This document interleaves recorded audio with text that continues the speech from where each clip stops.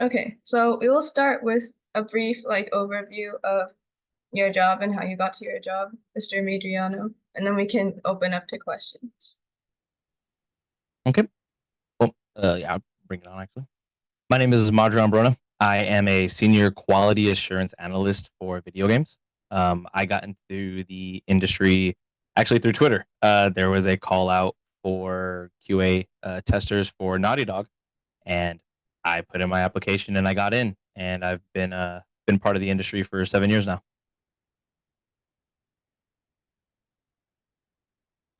Yeah, that's nice. All right.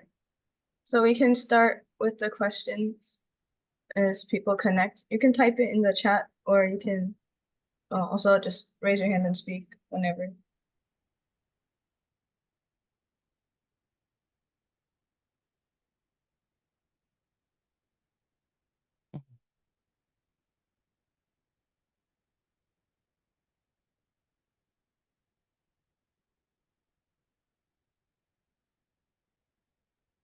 So if no one has questions, we do have a few questions in our guidelines, speaker Mhm, guidelines. So mhm. first question, please explain your occupation that requires the use of STEM. I think we already did that, sorry. Tell us how you got interested in STEM. Well, I didn't go in depth too much about what I do, but essentially what I do and how I use STEM is I need to understand how certain features in video games work at a very high level.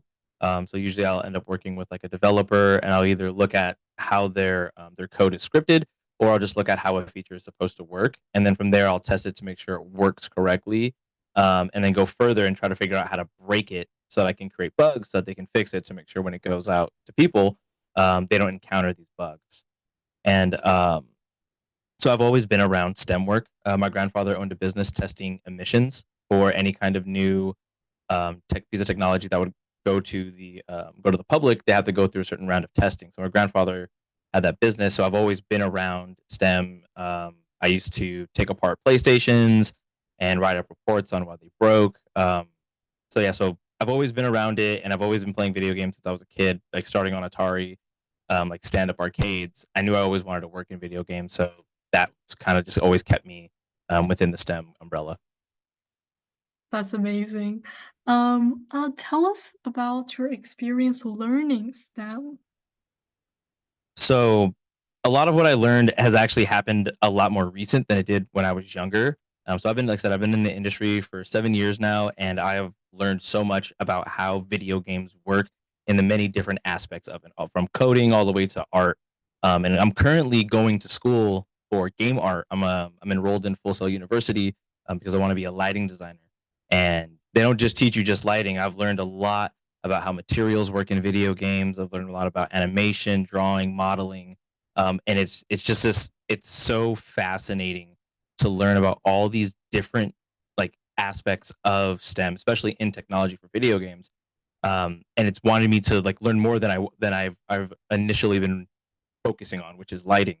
But every time I learn something new, I'm like, do I see myself doing this? Like I could potentially do this. Like this is super interesting, especially when you get to the end result and then you start showing people and you're like, wow, you're really good at this, or like, wow, this is amazing. Like you did this on your own, from learning how to use this technology, and it's a really good feeling, and it helps me want to do more within STEM.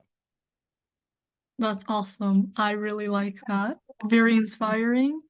Honestly, I might go down that path in the You future. should. It's a good path. All right. Next question we have. Tell us about a time you wanted to give up on STEM and how you persevere through the challenges. So for me, the biggest part of STEM that's made me want to give up is my math knowledge. I'm really bad at math.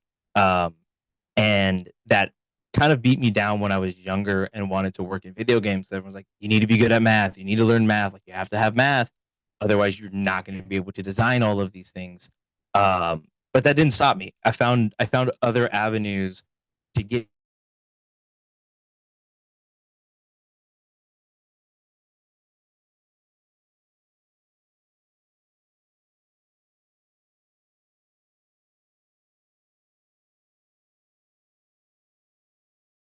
but my want to work in video games and my want to be part of the creation of making video games and giving it out to the world has kept me pushing myself to do more, to learn more, and to not give up on my dreams. That is. Tell us why you chose them. I think we already answered that question. Okay. Yeah, Uh, my love for video games. Lovely. That's beautiful.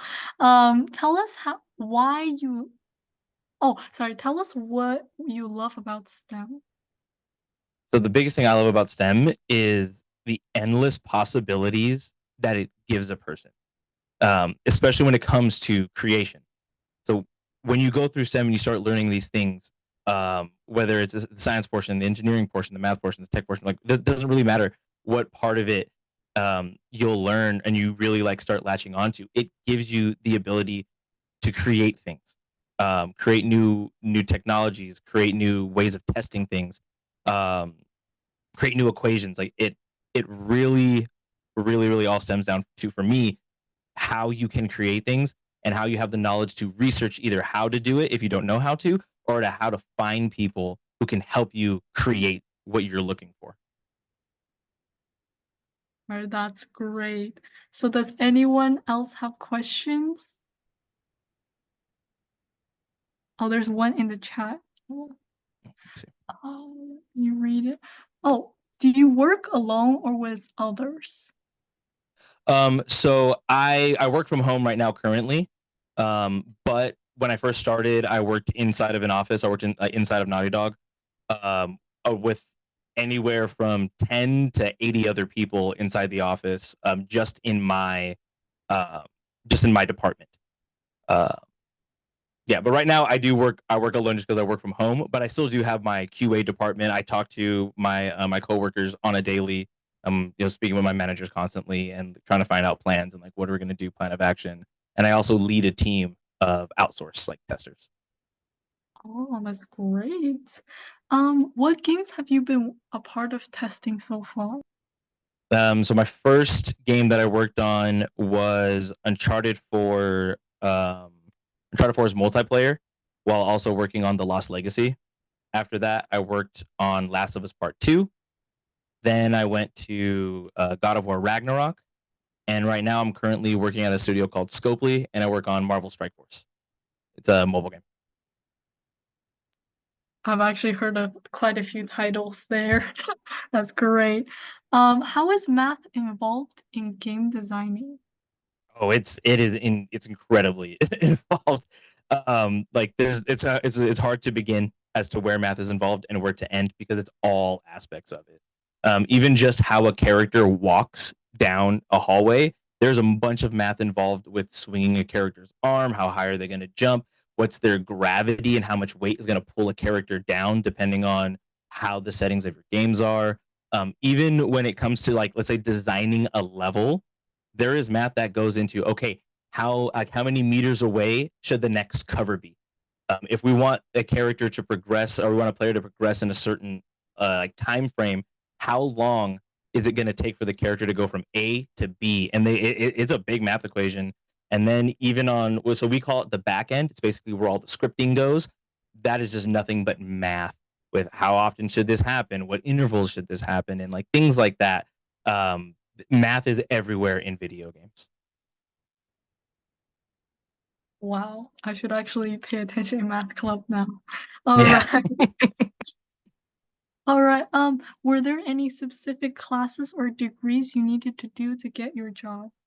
So for me specifically, there actually wasn't. So when I initially went to school, I went to school for film and photography, and then slowly snowballed into becoming a QA tester. But for quality assurance, you don't necessarily need any degrees to become a quality assurance tester, but you have a higher chance of becoming a tester if you have a degree that has anything to do with video games. Even the art degree can help you get a position inside of QA. But yeah, QA, engineering, scripting, anything like that, that can get you a position in QA if you want to give yourself a higher chance. All right, perfect. Someone said, big question, how much do you get paid? Wait, that's a pretty So sensitive question right there. no, it's okay.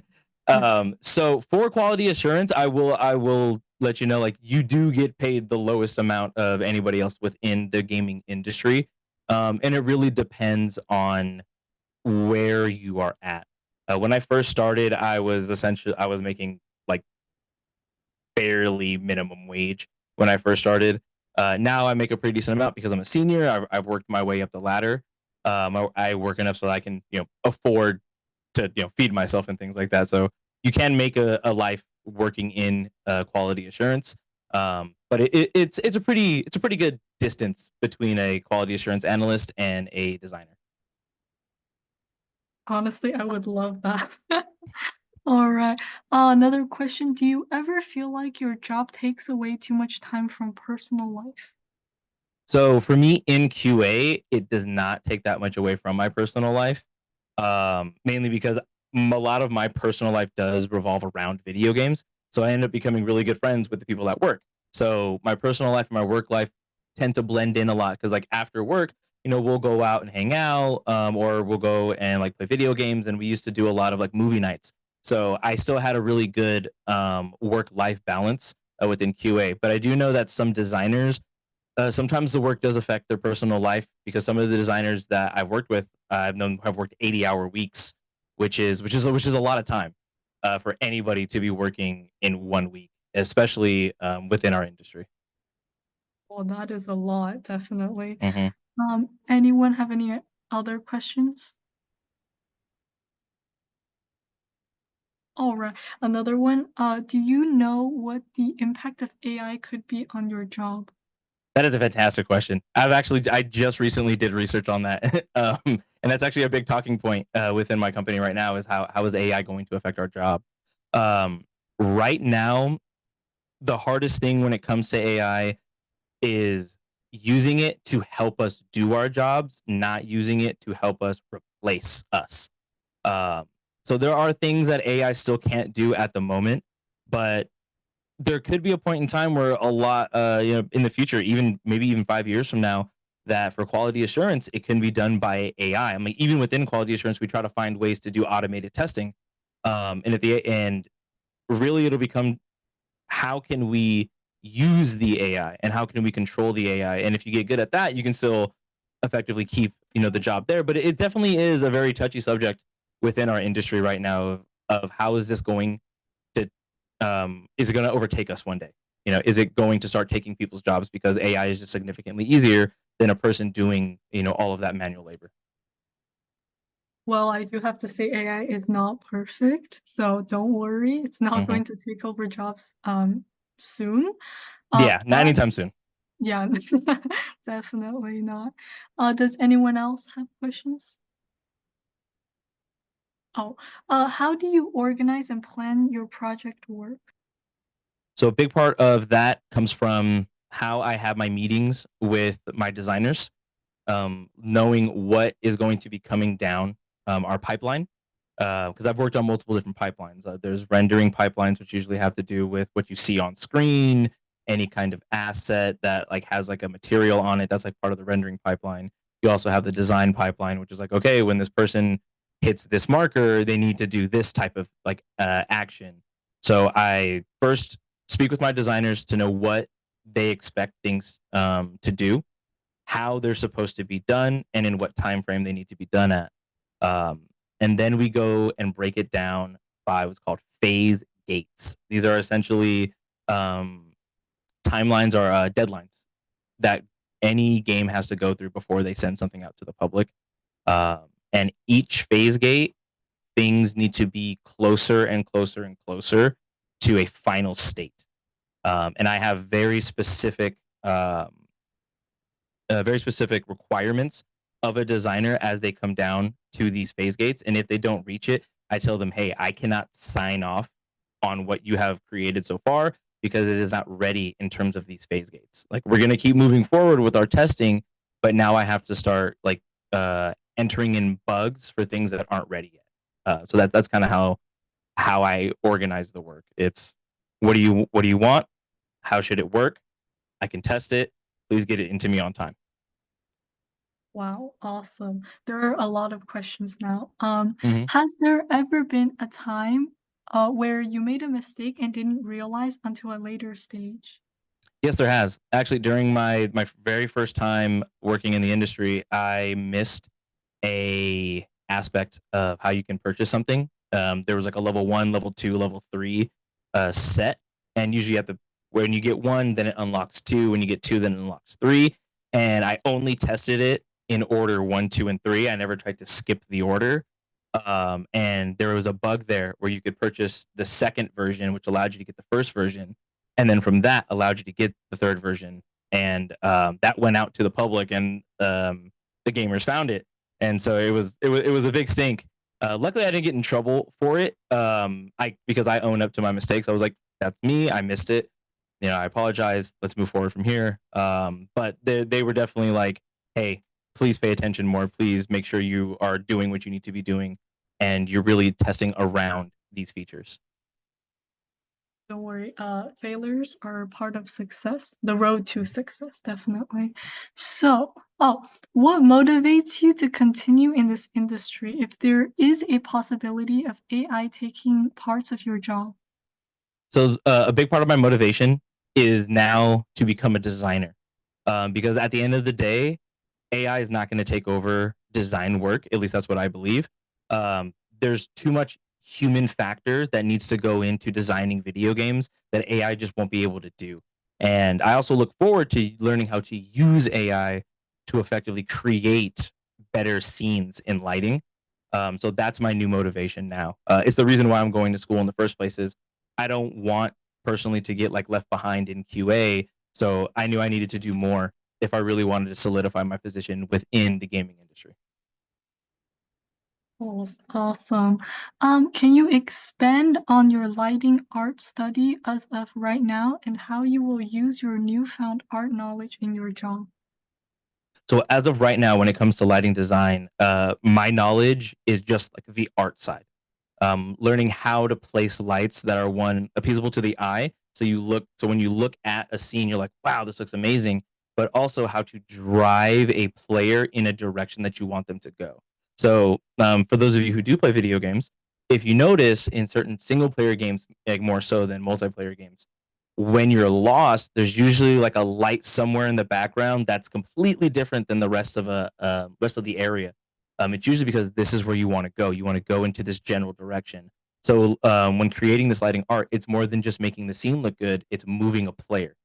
Um, and to use that knowledge when I do my practice, when I make my own scenes, I try to also implement a movement through a level. Through like one of the ones I did was a tavern, and I used really kind of dark blue lights to symbolize, oh, you want to go this way, even though this area is dark. This area might have something, and I've also placed like shiny yellow lights deeper within this area so that a player might be like, "Oh, there's a gold pot back there, or there's loot back there." So things like that. Oh, interesting. What specific tools or software do you use regularly for testing? How do you prioritize which aspects of a game to test? So for the most part, testing is actually really really simple. There's not a whole lot of tools or crazy things that go on when you do testing. Our biggest tool is something called Jira. This is how we write up our bugs, and also this is how we organize what's ready to be tested. Um, Both from the design side and for our side. So I can see what designers have coming down our pipeline and be like, okay, they're working on this. They're working on this. I can wait until this comes in, and then I can test it that way. Within a game, most studios have their own tooling system, which allows me to like spawn a character or turn off the lights in certain areas so I can see very specific aspects of a game. So the tools vary depending on the studio and how their engine handles those things. Um, and for prioritizing which aspects of a game to test, again, it also depends on what you're testing. So what I do is called live service testing. So it means that we're constantly creating content for the game. And the biggest thing for us to test are things that the players are going to interact with first. Usually that comes in the form of offers or messaging. So you usually want to make sure those go out clean, and those go out first, where like a character takes a longer time to develop. So I slowly test through the characters, and we go through our phase gates, which is why we have those, because they help us kind of keep our testing in order. Oh, interesting. All right, next question. Oh, what careers did you consider before finally landed on game design? When did you finally decide? So the biggest career that I thought I was gonna have when I was younger was cinematography. That was like my number one. Like, I'm gonna be a filmmaker, but more specifically, I'm gonna do the cinematography. I'm gonna create those really good shots. So I went to school for that, and then I tried to go out into the real world and try to create my own, essentially branding. Didn't end up working out, and it was fine. And then I worked normal jobs. Um, Before I landed my position as a quality assurance analyst. But as soon as I got that job, I knew I didn't want to do any type of work other than staying within the industry. From there, that's when it took a little bit longer to realize what kind of game design I wanted to do. Because game design is a very broad term. Did I want to do lighting, animation, material creation, modeling? Like there was so much there that I could learn from and that I could probably do. But I fell in love with lighting because of a person named Boone Cotter who created a lot of lighting in Naughty Dog. I followed him on Twitter. I saw what he did, and I really liked what he was doing because he helped create that very cinematic, artful look through his lighting. And I already had knowledge of that from film. So that's how I knew I wanted to do that. And when I finally decided, like, this is what I wanted to do, and I wanted to push myself and go to school for it, that was only last year. That was when I was 29. I'm 30 now, so definitely, things sometimes take a lot of time for some people, but it's never too late to figure out what you want to do and then pursue it. That's amazing. Oh, how did you document and record weird stuff you find? What information is crucial to include when working with others to improve the game quality? So the program I was talking about, Jira, that's essentially how we document what we find. So anytime we find a bug in a game, we will usually take a screen recording of it, especially if we can reproduce the issue. And then, yeah, we go into Jira, we add the screen recording, we add a screenshot if it's also easy to get a screenshot for. And generally, the information you want to add is how did this happen and where is this happening? Those are the two biggest things, at least for me on my side when I write up my bugs, is this is happening because I opened the door after swinging an axe. And then where it's happening. It's happening at this part of the level on this map right here. um, those are like the main aspects that you want, and then you can then go into deeper descriptions where it's like, oh, as you start, you because like once you find a bug, you start testing it more. So it's like, okay, cool. I opened the door and I swung the axe. What axe was it? If you have like multiple axes in a game, is it only this one axe? Is it multiple axes? Is it when you grab the door and swing at the same time? Can you grab the door, wait a couple seconds, and then swing? Then you start getting into the really nitty gritty fine tuning of what exactly happened. And the more information that you can give really, really down to a very pinpoint position, that is the best thing that you can do for the game and help the gameplay improve. All right. Oh, next question. What would your advice be for someone who doesn't know what career path to choose right now? That honestly, you're in the best position of anybody. When you don't know what you want, it's amazing because you can do whatever you want. You should be exploring anything that interests you. Even if you only explore it for a week, even if you explore it for a day, you never know what you like until you try things. So that's the biggest advice I can give you right now is try things. If you need, when you start going into the workforce, if you need just to have a job, there's nothing wrong with that. There's a lot of people who just work jobs and that's it. It's not a career. It's not what they want to do, but they work because that's what we have to do. But while you're doing that, explore, try everything you can under the sun because you're going to find one thing that sticks and you're going to fall in love with it. And that's all you can think about. All right, amazing. I mean, I personally love video games, so that might be something I do. Yeah. Right? Well, you have my email. Oh, Let me know. thank I you can. so much. Oh, is there any skills that are important for game testing? The biggest skills that I try to tell anyone who ever asks me, hey, how do I become a tester? How do I do testing? One, your attention to detail. Two, how you can explain what happened. So how you can let the designer know what's happening, where it's happening, and how it's happening. Those two things are your two biggest skills. As a little story, when I went in to test, I tested with a friend of mine. I did a lot of research beforehand on what it takes to be a tester. I sent him the exact same things that I was learning so that he could also have a very high chance of getting the job with me because I wanted to work with my friend.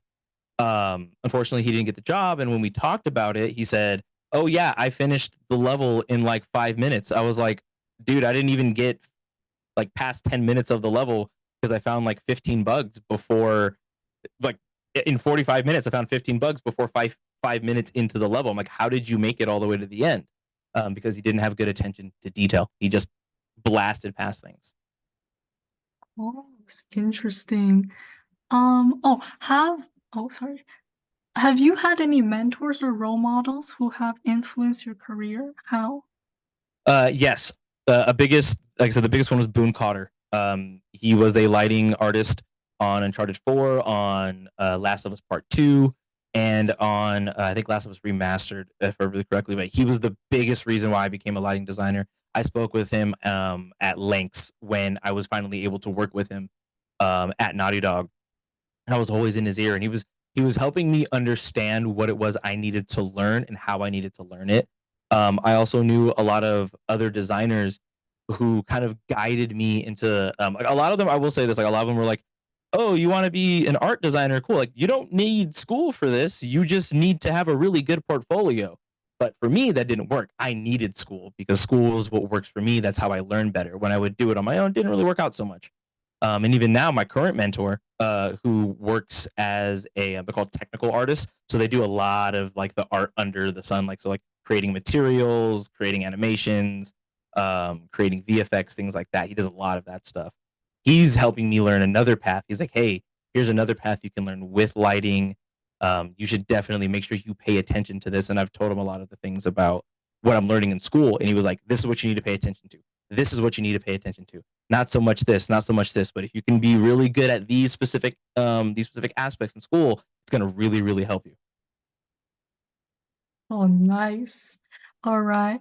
Do you face any friction with the design team, or any miscommunications between levels of testing? And how did you work through those? I have faced many frictions, especially with the design team. Designers are a different beast. They think differently, they act differently than us testers. But I always try to make sure we have middle ground. Um, there's been times where I have been thrown under the bus when it wasn't my fault. There's times when I've been thrown under the bus when it was my fault. But the biggest part is communication, learning how to talk to people without being overly emotional. Because if it becomes a screaming match, no one's going to have a good time. No one's going to learn and no one's going to get better. But when you say, hey, I didn't like how you spoke to me this way, um, I understand where your frustrations are. We're all trying to work together. Let's find a solution. What is it that you need from me so I can help you achieve what you need to do? And here's what I need from you so I can achieve what you need me to do. And having this level, this like high level conversation has helped a lot of friction that I've had with designers. And in terms of like levels of testing, I necessarily haven't had any troubles with any other tester. We all know generally what we have to do and how we need to do it. And we as testers tend to form really, really strong bonds so that we can work better and work more efficient. If someone else needs my help on one of their aspects of what they're testing, I'm always ready to go. I'm like, okay, what do you need from me? How do I test this, especially if it's something I don't know, and vice versa. All right. Where do you see your career in 10 years, and what options are there to grow within the game design industry? In 10 years, I hope to be at a minimum a senior lighting designer. Uh, where exactly? I don't know. There's a lot of different studios I would love to eventually work with, especially at his design side. But that's definitely where I see myself in 10 years from now. And there are a lot of options to grow within the design industry. Because not everything is AAA. You know, there's a lot of indie studios, and not everything is video games. Some you can do lighting projects for, let's say, a building company when they're trying to show off building plans. Like someone needs to create lighting there too. So I'm not only locking myself into the game industry. Oh, I do know someone who does construction, and when they do presentations, they do actually ask designers to draw like lighting stuff, which is pretty Hmm. cool. Definitely. Looking back, is there anything you would have done differently in your career? Um, Honestly, no. In terms of my career that I've had right now in these past 7 years within the industry, there's nothing I really would have changed. Mainly because the point when I joined the industry, I was still figuring out what I wanted to do. Um, as my whole like adult life from like when I turned 18 till now, um, I probably would have stayed in school a little bit longer for film. But if I did that, I might not have had the position I am now. So I tend not to look back and think, would I have done this differently? I take that experience and I look forward. If I was going to do this, I need to do this now.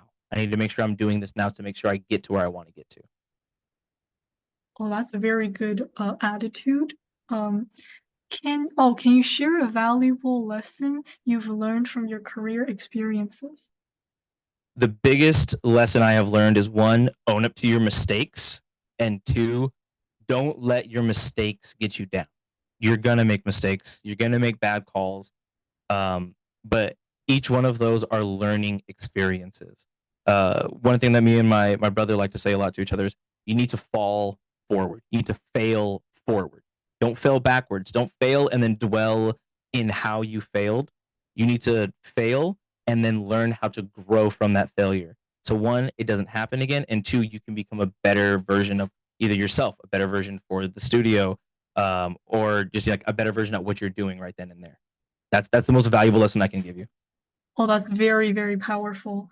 Um, oh, how do you build and maintain positive relationship with others? Were you always good at communication? I'm sorry, I'm gonna go in reverse. So, was I always good at communication? Absolutely not. I used to be very, very horrible at communication. I used to get really angry, especially when people would blame me for things, and I would kind of take it out on them, or I would just shut myself down. For that, honestly, therapy for me is what worked. Learning how to express my feelings in a healthy way and learning how to communicate with people in a healthy way was major.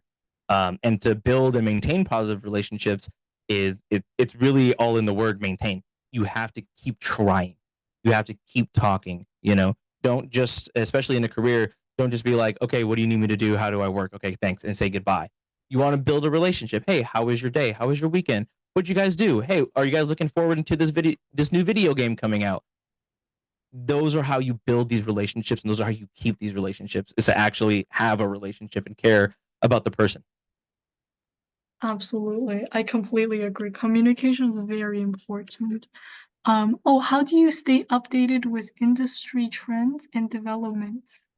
There's a lot of websites out there, but the biggest part for me, honestly, is like IGN, GameSpot, things like that, Kotaku. Those are usually how I keep in terms of like what's just happening generally. When it comes to lighting, I tend to look at Unreal.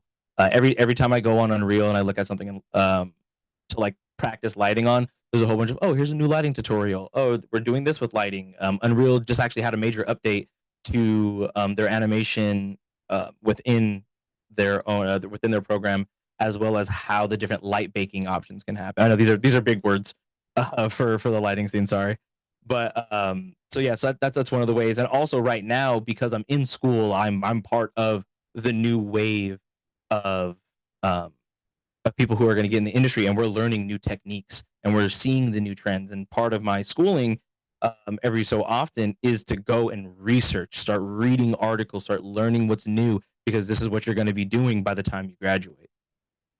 All right, that's awesome. We're gonna take one more question, because we only have a few minutes left on Zoom. Have you ever had experience with Minecraft shaders? Personally, no. I haven't done anything with Minecraft shaders, but they're essentially the same as most other shaders.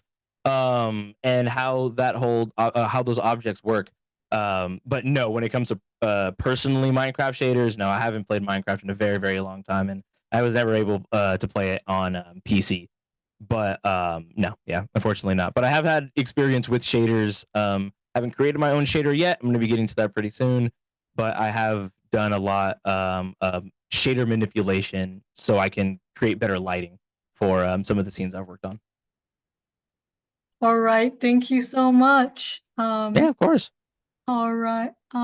Is there any last question? We have 1 more minute, so okay, no questions. Thank you so much for coming. You are Of our course. second guest speaker, and have a great day. You Thank as so well. much. Thank you everybody for being here. Thank you for all your questions. These were all fantastic questions, by the way. You all have amazing heads on your shoulders. Keep pushing. Remember, you're following your dreams one of these days. You're going to want to do it the way you want to do it, and don't let anybody stop you from reaching the goals that you want to reach. All right, thank you so much. All right. Take care, everybody. Okay, bye.